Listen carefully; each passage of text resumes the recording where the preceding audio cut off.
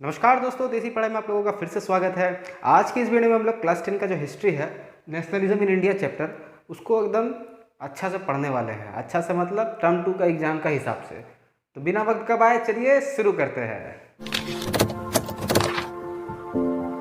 तो सबसे पहले हमारा इस चैप्टर में दिया गया है द फर्स्ट वर्ल्ड वार। तो देखिए, जब फर्स्ट वर्ल्ड वार चल रहा था तो first world war in 1914 created a new economic and political situation. उस समय हमारा ना एकदम नया टाइप का इकोनॉमी फ्लरिश हो रहा था। कैसे? इंडिया का इकोनॉमी पूरा एकदम डाउन गिर रहा था। हैंडीक्राफ्ट, यहाँ पे जितना भी है हैंडीक्राफ्ट इंडस्ट्रीज इंडिया का हमारा बहुत ही फेमस था, उसका एकदम वैल्यू गिरते जा रहा था। और यहाँ पे मैनचेस्टर का गुड्स सब आ रहा था, मैंने अंग्रेज लोग अपना गुड्स लेकर के आके सस्ता दाम में सेल कर रहा था। इससे हमारा मार्केट पूरा एकदम चेंज हो गया था, एकदम नया इकोनॉमी बन गया था। फिर क्या यहाँ दिया गया है, डिफेंस एक्सपेंडिचर इंक्रीज। उस समय इंडिया का जो सरकार था, मतलब ब्रिटिश सरकार, वो क्या किया करके यहाँ पे हम लोगों का डिफेंस एक्सपेंडिचर बढ़ा दिया। अब हम लोग देखिए, मैंने हम लोग का वो लोग अपना डिफेंस एक्सपेंडिचर को मेकअप करने के लिए हम लोगों का यहाँ से पैसा झीटने लगा है। उसके बाद देखिए क्या हुआ, custom duties raised and income tax was introduce. अब उन लोगों को तो पैसा चाहिए, तो पैसा वो लोग कैसे लाएगा? टैक्स से। तो टैक्स वो सब बढ़ा दिया, कस्टम ड्यूटीज जो था टैक्स पे, फसल उसल पे सबको बढ़ा दिया। और एक नया टैक्स लिया है, इनकम टैक्स, जो आज भी हम लोगों के देश में है। इनकम टैक्स का जितना कमा रहा है उस पर से कुछ प्रोपोर्शनेट जो है आप टैक्स दीजिए सरकार को। उसके बाद का prizes of food grains doubled between 1913 and 1918। 1913 और 1918 के बीच में जो फूड ग्रेन्स का प्राइस था वो सब बढ़े लगा। काहे बढ़ा? तो वो लोग क्या करता था ना, अंग्रेज लोग यहाँ का जितना फूड ग्रेन्स है वो लोग तो पहले ले लेता था टैक्स के रूप में, और वो लोग भेज देता था ज़बरदस्ती कहाँ पे, जहाँ पे वार लड़ाई हो रहा है, उन लोगों का मतलब अपना वार का नीड को पूरा करने के लिए भेज देता था। तो यहाँ देश में फसल बर्बाद हो गया, यहाँ पे भुखमरिया हो गया, और ये लोग क्या कर रहा था, ग्रेन सब भेज दे रहा था वहाँ पे अंग्रेज, मैंने जहाँ वार वाला जगह पे। तो उसके कारण देश में शॉर्टेज ऐसी था और शॉर्टेज हो गया, तो उसके कारण प्राइस जो था डबल हो गया। अब डबल हो गया तो महंगाई बढ़ गया, महंगाई बढ़ गया तो बस गरीबी रेखा का जो नीचे था वो लोग अपना बेसिक खाना पीना वो लोग नहीं कर पा रहा था। उसके बाद देखिए, villagers were recruited forcefully in army. Villagers जो गांव का हट्टा कट्टा आदमिया लोग सब था, वो लोग को जबरदस्ती बोलते थे, अरे चलते आर्मिया में चल, तो जबरदस्ती जाना पड़ेगा। वहाँ जा करके लोग को सिपाही बना के लड़ाता रहा, और लड़ाता तो लोग ऐसे, मतलब कोई लोग उस समय तो बुलेट प्रूफ जैकेट उकेट कुछ नहीं था, जाता था तो वो लोग का लौट के आने का चांस एकदम मतलब 10% भी नहीं बोल सकते आप था। तो ऐसा कंडीशन कर दिया। अब जबरदस्ती किसी को बोलेगा यार चलते चलते आर्मी में चल, तो अब उसका फैमिली से टांग के लेके चल जाएगा किसी का, माँ का बचवा लोग का सबको, तो फिर वो सब तो गलत है। उसके बाद देखिए क्या हुआ, Indian industries faced heavy losses. उस समय जो इंडियन हैंडीक्राफ्ट इंडस्ट्रीज स्पेशली यहाँ बोलना चाह रहा है, हैंडीक्राफ्ट जो हाथ से बना हुआ इंडस्ट्रीज था वो सबका, तो भाई जब मैनचेस्टर वाला गुड्स आ रहा था तो उन लोगों का बहुत हेवी लॉस होने लगा। अब इतना खराब कंडीशन हो गया 1914 में, यहाँ पे कोई संभालने वाला नहीं था देश को, यहाँ पे लीडर्स का शॉर्टेज था। तो इसीलिए महात्मा गांधी जी जो थे, हमारा बापू जी, वो साउथ अफ्रीका में उस समय सत्याग्रह वगैरह करा के रेसिज्म का यहाँ अगेंस्ट फॉट बहुत किया, बहुत लड़ा वहाँ पे जीत उसको मिला। तो वो जब इंडिया के बारे में सुना तो वो भी आ गया, बोला चलो हम अपना देश को भी अब अंग्रेज मुक्त कराएंगे। तो अब आइए हम लोग देखते हैं महात्मा गांधी और उसका आने के बाद क्या हुआ। तो आइए अब देखते हैं कि हमारा बापूजी का आने के बाद देश में क्या हुआ। बापूजी जब आया तो वो अपना संग कब आया, पहले देखिए वो कब आया, वो जनवरी 1915 में, और अपना संग सत्याग्रह का आइडिया लेके आया। सत्याग्रह मतलब क्या था? सत्य के लिए आग्रह करना, यानी टू फाइट फॉर ट्रूथ, सच्चाई के लिए लड़ना। अगर उनका ये कहना था कि अगर आप सच्चाई के लिए लड़ रहे हैं ना, तो आपको वायलेंस का दरकार नहीं है। जो आपका ऊपर ऑपरेसिव रूल कर रहा है, जो आपको मैंने एकदम तानाशाह का जैसा है, वो भी जान रहा है अगर कि वो आपके ऊपर गलत कर रहा है, तो आपको वायलेंस करने का दरकार नहीं है। आप अपना सिर्फ नॉन वायलेंट वे में आप उसका ऊपर आवाज़ उठा सकते हैं। तो देखिए जब वो आया तो वो सत्याग्रह ऑर्गेनाइज किया। फिर क्या बोला, वो 1917 में गया वो सत्याग्रह ऑर्गेनाइज करने। कहाँ पे? Gandhi ji travel to Champaran in Bihar for oppressive plantation system. वो हमारा बिहार में गया और वहाँ पर ऑपरेसिव एकदम प्लांटेशन सिस्टम, ज़बरदस्ती लेबर वालों को खटाता था, किसान लोग को वहाँ पे, और उन लोग का कंडीशन बहुत ही ख़राब कर दिया था ब्रिटिश लोग खटा खटा करके। तो गांधी जी वहाँ गया, वहाँ लोग सबको यूनाइट किया, सबको बोला भगवा लोग आओ, हम तुमको एकदम अपना हक दिलाएंगे। तो वहाँ गया, वहाँ पर भी सत्याग्रह ऑर्गेनाइज किया। और 1917 में फिर से वो चल गया कहाँ? खेदा डिस्ट्रिक्ट ऑफ गुजरात। उसके बाद वहाँ सत्याग्रह करने के बाद वो गुजरात में चल गया। देखिए ये सब जितना भी सत्याग्रह कर रहा था ना, पार्ट वाइज पार्ट, पहले यहाँ आवाज़ उठा रहा है, फिर वहाँ आवाज़ उठा रहा है, फिर वहाँ आवाज़ उठा रहा है, तो इसको मैंने दबाना बहुत ही आसान था। ये सब देखिए ड्रॉबैक भी आपको बहुत देखने को मिलेगा यहाँ पे।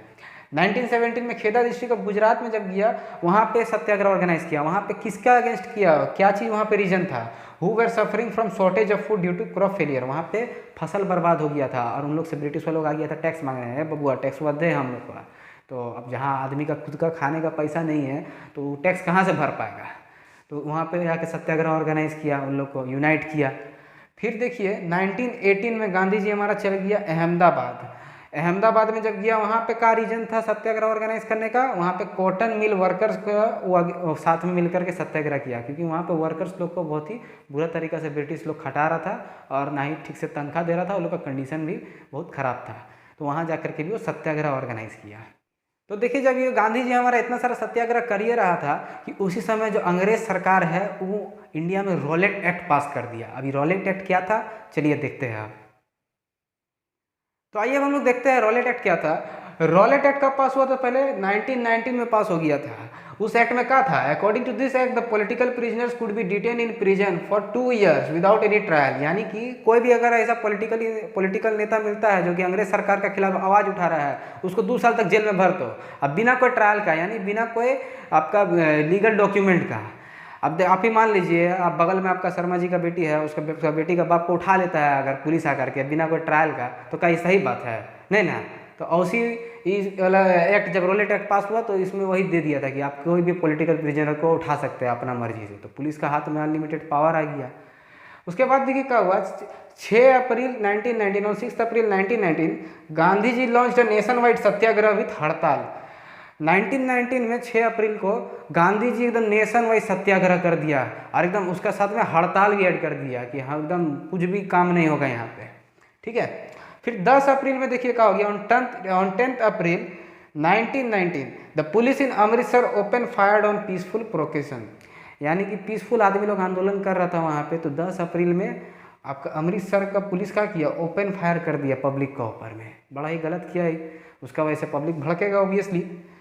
अब वहाँ मानता अंग्रेज सरकार लोग तो उसको समझ में आ गया था कि अब यहाँ पब्लिक गर्म हो गया है, तो पब्लिक को कंट्रोल करने के लिए क्या किया, वो मार्शियल लॉ इम्पोज कर दिया। मार्शियल लॉ क्या था, मार्शियल लॉ मतलब एक्चुअली में ये सब जब इमरजेंसी कंट्री में इमरजेंसी डिक्लेयर हो जाता है तो उस समय मार्शियल लॉ को लाया जाता है कि एकदम डायरेक्ट मिलिट्री का हाथ में पावर आ जाएगा। यानी तो पंजाब अमृतसर में क्या किया, अमृतसर में मार्शियल लॉ को पास कर दिया और पावर किसको दे दिया, जनरल डायर को। अब जनरल डायर को पावर दिया, इसी के बाद हुआ था हमारा जलियनवाला बाग जो इंसिडेंट हो गया था। आइए देखते हैं अब जलियनवाला बाग इंसिडेंट क्या था। अब आइए देखते हैं जलियनवाला बाग मैसेकर में क्या हुआ था। On 13 April 1919 people gathered in enclose ground of Jallianwala Bagh. 13 अप्रैल 1919 को लोग जो था वहाँ का पंजाब का, वहाँ पे लोग गैदर किया था, किस लिए पता है, वहाँ पे मेला था उस समय, बैसाखी का मेला लगा हुआ था। तो जलियनवाला बाग बड़का का माठ है, उसमें सिर्फ एक ही गेट था। अब बड़का वो गेट है, वहाँ पे वही गेट से सब आदमी आ सकता था, जा सकता था, वहीं पे सब गैदर किया था मेला मनाने के लिए, ठीक है। बहुत बाहर गांव से भी आदमी लोग आया था। तो वहाँ पे बेसिकली आदमी मेला बनाने के लिए आया था, लेकिन कुछ लोग वहाँ पर प्रोटेस्ट करने के लिए भी आया था, वहाँ पे सत्याग्रह ऑर्गेनाइज करने के लिए भी आया था। फिर देखिए क्या हुआ, General Dyer block the exit point and open fired on the crowd. तो जनरल डायर को पता चल गया उस समय अमृतसर में क्या लगा हुआ था, मार्शियल लॉ। अब जनरल डायर का ईगो पे हर्ट हो गया कि भाई मार्शियल लॉ लगा हुआ है यहाँ पे, मेरा अभी राज है, मेरा पास पावर है, हम कुछ भी कर सकते हैं। तो वो क्या किया, वो बुड़बक तो गेटवा ब्लॉक करा दिया और क्राउड के ऊपर, पूरा भीड़ के ऊपर ओपन फायर करा दिया। अब इतना मतलब क्या बोलेंगे, बेवकूफ़ी वाला काम वहाँ पे, बहुत ही मतलब लोगों को, बच्चा लोग को, औरत लोग को, लोग वहाँ कुछ नहीं छीना, सबको ऊपर फायर करवा दिया, सबको ऊपर गोली पूरा एकदम धुन दिया। अब वहाँ लोग पूरा देखिए दिया हुआ, हंड्रेड्स ऑफ लोग, मैंने बहुत लोग वहाँ पे मर गया, वहाँ पे बहुत लोग घायल हुआ। मतलब ये तो 100 ही तो ऑफिशियल डेटा है, 100 मैंने बहुत आदमी मारा था, 100 तो बस नाम का है। कितना आदमी क्या किया था ना, वहाँ पे एक कुआं था बड़का को, अब वो कुआं में छलांग मार गए। मैंने वो पानी के अंदर छुपल था, मैंने पानी के अंदर रुक करके कि हाँ अंग्रेजवा लोग जाएगा तो हम मैंने भागेगा वहाँ से। लेकिन अंग्रेज लोग इतना क्रूअल था, वो क्या किया, उसका पानी का अंदर भी पूरा गोली चला दिया। तो बस जो आदमी पानी के अंदर भी कूदा था बचने के लिए, वो भी मर गया, ठीक है। तो देखिए जब ये इंसिडेंट हो गया तो लोगों को पता चल गया कि इतना मतलब मैंने इतना फालतू तरीके से जनरल डायर ट्रीट किया है लोग को। तो लोग क्या किया, स्ट्राइक्स करने लगा, strikes, clashes with police and attacks on government building started. वहाँ पे सब एकदम आदमी लोग भड़क गया, पब्लिक भड़क गया, एकदम लोग घुसा गया। वो लोग क्या करने लगा, स्ट्राइक कर दिया एकदम के लिए। पुलिस लोग का संग जाके भिड़ गया कि तुम ऐसे कैसे फायर कर सकता है, मैंने मारे लगा पुलिस लोग को पकड़ पकड़ के, ठीक है। And attacks on government building status, government का जितना भी वहाँ अंग्रेज सरकार का बिल्डिंग था वो सबको पूरा बमबारी करने लगा वहाँ पे। उसके बाद Rabindranath Tagore return his knighthood title, जब रविंद्रनाथ टैगोर को इस घटना के बारे में पता चला तो उसका जो नाइटहुड टाइटल था जो ब्रिटिशर्स के द्वारा दिया गया था उसको वो रिटर्न कर दिया। एंड गांधी जी उसके बाद called off this movement due to violence, Gandhi ji जो था वो इस सत्याग्रह मूवमेंट को, जो नेशन वाइड सत्याग्रह मूवमेंट करा रहा था रॉलेट एक्ट का अगेंस्ट में, उसको वो कॉल्ड ऑफ कर लिया। काहे कॉल्ड ऑफ किया? क्योंकि वायलेंस होने लगा और गांधी जी का क्या कहना था कि वायलेंस सत्याग्रह में नहीं हो सकता है, ठीक है। अब देखिए जो जलियांवाला बाग इंसिडेंट हो गया तो महात्मा गांधी को ये रियलाइज़ हुआ कि इंडिया को तब तक स्वराज नहीं मिल सकता जब तक कि हिंदूज और मुस्लिम जो है वो एक ही अम्ब्रेला के अंडर में ना आ जाए। तो उनको रीज़न चाहिए था कि किसी तरह वो हिंदूज और मुस्लिम को यूनाइट कर पाए। तो गांधी जी ने खिलाफत इशू को उठाया। खिलाफत इशू क्या था? देखिए जब फर्स्ट वर्ल्ड वॉर जब एंड हुआ ना तो उस समय वहाँ ओटोमन अम्पायर हार गया। ओटोमन अम्पायर हार गया और जो जीता था उस समय जीता हुआ साइड में ब्रिटिश था। तो अब अंग्रेज लोग का तरफ नफरत पैदा करने के लिए गांधी जी जो था वो खिलाफत इशू को उठाया कि देखो तुम्हारा जो स्पिरिचुअल हेड खलीफा है उसको अंग्रेज लोग हरा दिया और उसका ऊपर एक तो हार्श पीस ट्रीटी साइन करा दिया था। मतलब कि इनडायरेक्टली उसको उन लोगों पर अत्याचार किया जा रहा था खलीफा और उसका अंपायर के ऊपर। अब देखिए क्या हुआ यहाँ से, खलीफा of Ottoman Empire was lost in World War 1। Gandhi ji believe that he would unite the Hindus and Muslim by this issue. इस इशू से वो लोग यूनाइट किया हिंदूज और मुस्लिम को और सही में हुआ भी। खिलाफत committee was formed in Bombay. तो उसके लिए क्या किया, देखिए जब खलीफा इशू को उठाया तो खलीफा का ही नाम पे खिलाफत कमेटी बना दिया। तो जो खिलाफत कमेटी बनाया गया बम्बई में तो उसका आप लीडर भी रखा गांधी जी, कुछ लीडर्स भी रखा। तो उसका नाम यहाँ पे नहीं दिया। Muslim leaders Mohammad Ali and Shaukat Ali plan for united mass action on Khilafat issue. Khilafat issue को उठा करके मैसिव मूवमेंट वो लोग बनाने का षड्यंत्र रचने लगा। कौन लोग?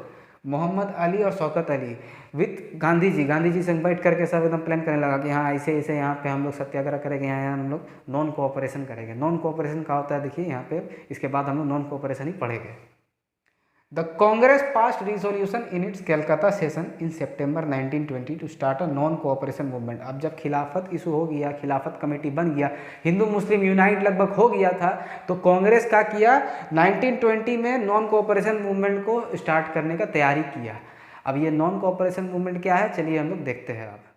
अब जलियांवाला बाग इंसिडेंट के बाद हम लोग नॉन कोऑपरेशन मूवमेंट में आते हैं। नॉन कोऑपरेशन मूवमेंट क्या था? एक्चुअली में नॉन कोऑपरेशन का मतलब हो जाता है कोऑपरेट ना करना। किसके थ्रू? ब्रिटिशर्स के साथ हम लोग कोऑपरेट नहीं करेंगे। अब कैसे नहीं करेंगे वही यहाँ पे लिखे हैं। The movement began with surrender of titles honours honorary post by the people. Movement क्या चीज़ से बिगैन हुआ कि हम लोग जो टाइटल है जो जैसे रविंद्रनाथ टैगोर था अपना टाइटल सरेंडर कर दिया और उससे और भी लोग था जिसको ब्रिटिश लोग जो था वो टाइटल दिया था, अलग अलग अपना पहचान दिया था। उसको बोला ले अपना टाइटल जो है अपना पॉकेट में भर कर रख, हमको नहीं चाहिए कोई टाइटल। वापस कर दिया सब अपना टाइटल। ऑनररी को इनाम भी दिया था तो सब भी वापस ब्रिटिशर्स को दे दिया कि हमको नहीं चाहिए, तुम्हारा कोई इनाम नहीं चाहिए। उसके बाद क्या किया? British goods were replaced by domestic goods. British goods को रिप्लेस कर दिया किससे? डोमेस्टिक गुड्स से। और in case of government suppression civil disobedience movement will be launch. अगर कोई गवर्नमेंट सप्रेस करना चाहेगा ये नॉन कोऑपरेशन मूवमेंट को तो सिविल डिसोबीडियंस मूवमेंट लॉन्च कर दिया जाएगा। उससे थोड़ा खतरनाक। सिविल डिसोबीडियंस मतलब कि उसमें हम लोग अंग्रेज का ना कोई कानून मानेंगे ना कोई बात मानेंगे, हम लोग अपना एकदम अपना दुनिया में अलग हो जाएंगे उन लोग से, कोई कानून उन लोग का नहीं मानेंगे। ये था सिविल डिसोबीडियंस मूवमेंट। लेकिन देखिए जो नॉन कोऑपरेशन मूवमेंट हुआ ना वो गांव में थोड़ा सा अलग था, शहर में थोड़ा अलग था। शहर का लोग और गांव का लोग में थोड़ा मैंने शहर का अपना अलग अलग काम रहता है, गांव में अपना खेती वेती का अपना काम रहता है। तो शहर में अलग तरीक़ा से लोग सिविल डिसोबीडियंस शहर में आपका अलग से लोग जो है नॉन कोऑपरेशन मूवमेंट किया और गाँव में जो था वो अलग तरीक़ा से किया। कैसे किया आइए देखते हैं। अब देखिए शहरों में हमारा नॉन कोऑपरेशन मूवमेंट कैसे हुआ। Students and teachers left government control schools and colleges, lawyers left court. तो स्टूडेंट और टीचर जो लोग था वो लोग अपना स्कूल छोड़ दिया, ब्रिटिश का स्कूल। लॉयर जो था उस समय ब्रिटिश का कोर्ट था वो सब, तो वो सब में जाना छोड़ दिया, बोला नहीं हम यहाँ पे नहीं आएंगे काम में, ठीक है। Foreign goods were boycotted. Foreign goods जो था जो मैनचेस्टर से ब्रिटिश लेके आता था इम्पोर्टेड गुड्स, इंडिया में सस्ता दाम पे बेचता था, उसको बॉयकॉट किया आदमी लोग, बोला कि हम लोग ये गुड्स का यूज़ नहीं करेंगे। उसको रिप्लेस कर दिया किससे? खादी गुड्स से, जो आपका हमारा स्वदेशी गुड्स से। फिर council elections were boycotted. In most provinces except Madras. Council election जो था वो बॉयकॉट कर दिया वहाँ पे, वो काउंसिल इलेक्शन जो इलेक्शन करवाता था वहाँ पे सब बॉयकॉट हो गया, लेकिन सिर्फ मद्रास को छोड़ करके। और यहाँ एक पॉइंट बच गया, लिकर शॉप्स वेयर पिक्टेड, जो दारू सब का दुकान था वो सबको बंद करा दिया गया कि नहीं एकदम दारू वारू नहीं बिक्री होगा, ठीक है। अब देखिए लेकिन ये जो शहर में मूवमेंट हुआ उसका ड्रॉबैक भी हो गया, कुछ कुछ आपका नुकसान भी था। क्या नुकसान हुआ हमारा कि khadi cloth was very expensive, khadi cloth जो था बहुत ही दामी रहता था, तो गरीब आदमी लोग उसको नहीं खरीद पाता था। फिर student teachers lawyers resume their work as no alternative was set up. Student teacher जो लोग था वो लोग अपना जॉब छोड़ा। आप देखिए वहाँ उसको अल्टरनेटिव कुछ था ही नहीं, और यहाँ कुछ खबर मिल नहीं रहा था। उस समय उतना कम्युनिकेशन भी स्ट्रॉन्ग नहीं था, इसके वजह से हम लोग वापस जो है अपना काम जो है ज्वाइन कर लिया। अब आइए देखते हैं हम लोग गाँव में क्या इस मूवमेंट का असर हुआ। अब आइए देखते हैं कि विलेजेस में नॉन कोऑपरेशन मूवमेंट का क्या हालचाल था। Peasant movement in Awadh under the leadership of Baba Ramchandra. Peasants लोग जो किसान लोग जो था वो लोग मूवमेंट किया कि लीडरशिप, उसमें लीडर कौन था, Baba Ramchandra. Demanded reduction of revenue and abolition of begar. वो लोग क्या डिमांड कर रहा था, जो गरीब किसान लोग था लोग डिमांड कर रहा था कि रेवेन्यू जो है आप जो है वो सब कम लीजिए, हम लोग से टैक्स ले रहे हैं वो कम लीजिए, एंड एबॉलिशन ऑफ बेगार। उन लोग को बेगारी में खटाया जाता था, मतलब मैंने खटा रहा वो लोग को और पैसा देवे नहीं करता था, तो उसको आप एबॉलिश करिए, एकदम हटाइए, बेगारी में कोई काम नहीं होगा। और देखिए यहाँ पे गलती क्या कर दिया पीजेंट लोग जमींदारी को पर अटैक कर दिया, जाके वो लोग को थुर दिया पकड़ के। अब ट्राइबल पीपल में देखिए यहाँ पे ट्राइबल पीपल का किया in Andhra Pradesh under the leadership of Alluri Sitarama Raju. इसका लीडर कौन था, अलूरी सीताराम राजू। कन्विंस्ड पीपल क्या किया वहाँ पे, अलूरी सीताराम राजू वहाँ का लोगों को कन्विंस किया कि wear khadi and give up drinking. वहाँ का लोगों को बोला कि आप लोग खादी पहनिए और ड्रिंकिंग शराब पीना को छोड़ दीजिए। लेकिन यहाँ देखिए वो लोग भी कुछ गलती कर दिया। वो लोग क्या कर दिया, they attack the police station in order to get swaraj. वो लोग पुलिस स्टेशन में अटैक कर दिया जाके। अब पुलिस लोग को एकदम धमकाम करके आ गया, एकदम मारे दिया था, लगभग अधमरा कर दिया वहाँ जाके। अब फिर देखिए यहाँ पे थर्ड हमारे यहाँ प्लांटेशन वर्कर्स लोग का साथ क्या हुआ। According to the Indian immigration act 1859 plantation workers were not permitted to leave without permission. जो आपका इंडियन इमिग्रेशन एक्ट था 1859 का, उसका हिसाब से प्लांटेशन वर्कर में जो लोग वर्क कर रहा वहाँ काम कर रहा वो लोग को बिना परमिशन के घर जाने नहीं दिया जाता था। वो लोग वहाँ से तुम काम कर रहा तो काम करो बाबू, यहाँ से हिलने का दरकार नहीं है। तो ऐसा वो लोग के संग अत्याचार करता था। तो अब वो लोग का बिलीव कर दिया, जब वर्कर्स लोग को जब पता चला कि नॉन कोऑपरेशन मूवमेंट जो है वो चालू हुआ है, तो वो लोग सोचा कि गांधी राज आ रहा है। They believe that Gandhi Raj will come and everyone will be given land in their own village. वो लोग अपना अलगे मीनिंग निकाल दिया नॉन कोऑपरेशन का। वो लोगों को लगा कि गांधी राज आ रहा है और उन लोगों को गाँव में अपना अलगे ज़मीन दिया जाएगा। तो यहाँ पर गलती हो गया। वो लोग क्या किया, उसके बाद वहाँ से वो लोग चुपके से भाग गया। वहाँ से सब जो प्लांटेशन वर्कर्स था वो लोग बोला चल भाई भाग यहाँ से, अपने गांव में चलते ताकि हम लोग भी लैंड ज़मीन जा करके लेंगे, उसमें खेती उती करेंगे। और जब वो लोग रास्ता से निकला तो लोग बस सोचा कि ट्रेन से जाएगा। इंसिडेंट बुक में अच्छा से दिया हुआ है एनसीईआरटी में, ट्रेन से जाएगा। वहाँ पे जब गया वो लोग तो बस पुलिस वालों लोग पकड़ लिया, पकड़ के एकदम पूरा थुर दिया वहाँ का लेबर वालों को। तो इस प्रकार देखिए यहाँ पे नॉन कोऑपरेशन मूवमेंट का बहुत सारा हम लोगों को माने असर तो हुआ, लेकिन बहुत सारा उसका ड्रॉबैक हो गया। ड्रॉबैक क्या, देखिए सब जगह यहाँ पे वायलेंस हो गया। यहाँ पे लोगों के ऊपर वायलेंस, तो पुलिस के ऊपर वायलेंस, तो पुलिस उल्टा लोग के ऊपर वायलेंस कर दिया, जो कि गांधी जी नहीं चाहता था। गांधी जी चाहता था कि एकदम शांतिपूर्वक हम लोग मूवमेंट करें, हम लोग शांतिपूर्वक अपना मूवमेंट को आगे बढ़ाएं। इसी का वजह से यहाँ पे इस मूवमेंट को कैंसिल कर दिया गया। गांधी जी बोला कि नहीं, जो नॉन कोऑपरेशन मूवमेंट है उसको अब वापस ले लेते हैं इसका, क्योंकि वायलेंस हो रहा है। तो इसी के साथ हमारा ये नॉन कोऑपरेशन मूवमेंट का टॉपिक एंड होता है। ये वीडियो स्पेशली आपका रिवीजन के तौर पे बनाया जा रहा है, ताकि आप लोग जो रिवीजन करिएगा तो तुरंत आपका शॉर्ट में जल्दी रिवीजन हो पाए। ये वीडियो को देखने के बाद आप लोग क्या करिए ना, एनसीईआरटी को एक दो बार रीड कर लीजिए। एक दो बार रीड कर लीजिएगा ना तो आपका पूरा एकदम क्लियर हो जाएगा, क्लियरिटी आ जाएगा चीज़ों में। आपका जो आपका नॉन कोऑपरेशन मूवमेंट के बाद सिविल डिसोबीडियंस मूवमेंट और भी जो नेक्स्ट टॉपिक्स है वो हम लोग नेक्स्ट वीडियो में कवर अप करेंगे। तो वीडियो पसंद आया होगा तो लाइक कर दीजिएगा, चैनल पर नए हैं तो सब्सक्राइब कर दीजिएगा। मिलते हैं आपको अगले वीडियो में। जय हिंद।